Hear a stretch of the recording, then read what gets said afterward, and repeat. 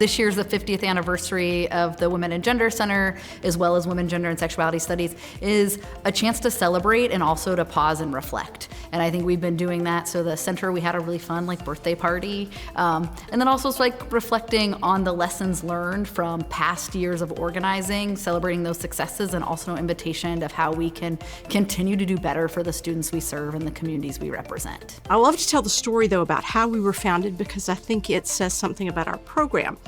So there was a woman who was an instructor in economics named Jean Dost, who did not get hired for a tenure track job that she was very well qualified for.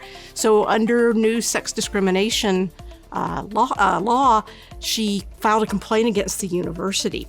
And she won. And so as part of her settlement, the university had to start what at the time was a women's studies program, and then a women's center. And the two were together at that point, and Jean directed both of them. And I thought, what a brilliant way to use the law to address not only her own experience of discrimination, but then to create this legacy that we see persist 50 years down the road. The origin center of WGSS and what is now the Hattie Redmond Women and Gender Center is one origin story.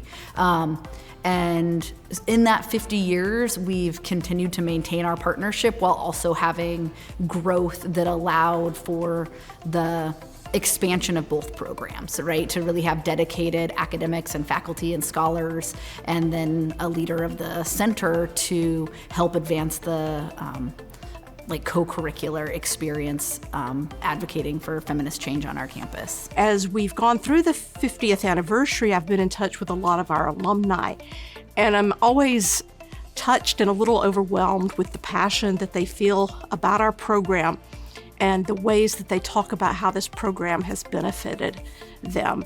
And so we have people who are leading nonprofit organizations, people who are politicians and are doing good work that way, people working over in athletics here at OSU.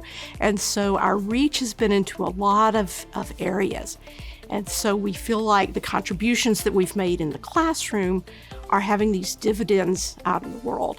And for WGSS, that's really important. We don't see ourselves simply as a path to knowledge that you keep to yourself, but we always see that as practiced in activism to make the world a better place.